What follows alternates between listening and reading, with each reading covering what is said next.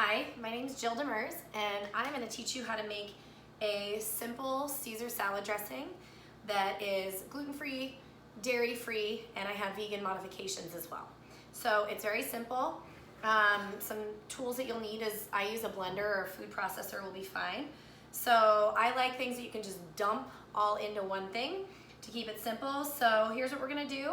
I've got a clove of garlic that I'm going to toss into the blender. We need a teaspoon of capers. So if you don't know what capers are, this is what they look like. And I always have a hard time with these because, so it's a teaspoon, but I'm just gonna eyeball it because I really never measure anything. I'm just doing that for you, so it'll help you if you decide you wanna make this.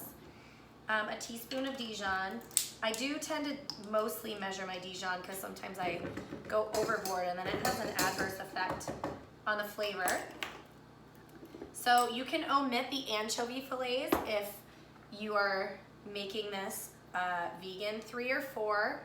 So I do 3, and then I actually just dump the olive oil in there too because I don't waste food and it calls for olive oil anyhow. I've got a half a cup of water already measured out. And then 2 tablespoons of fresh lemon juice. This is literally how I do lemon juice.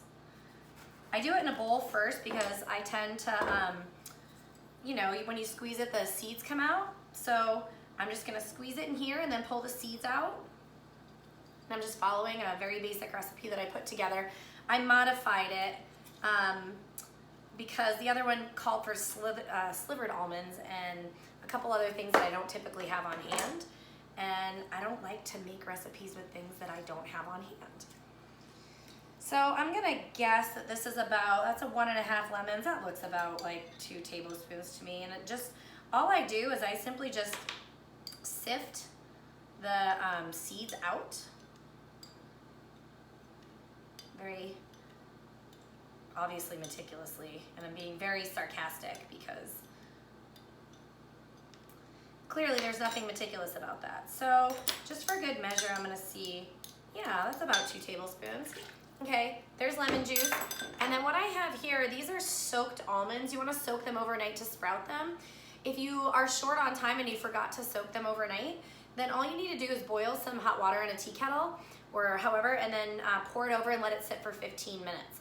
But nutritionally, it's better for you to soak them.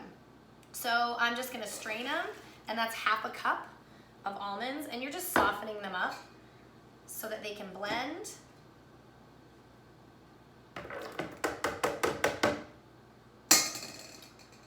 And that looks like it's it. So I'm gonna put the lid on this. I'm gonna blend it, and I'll be right back.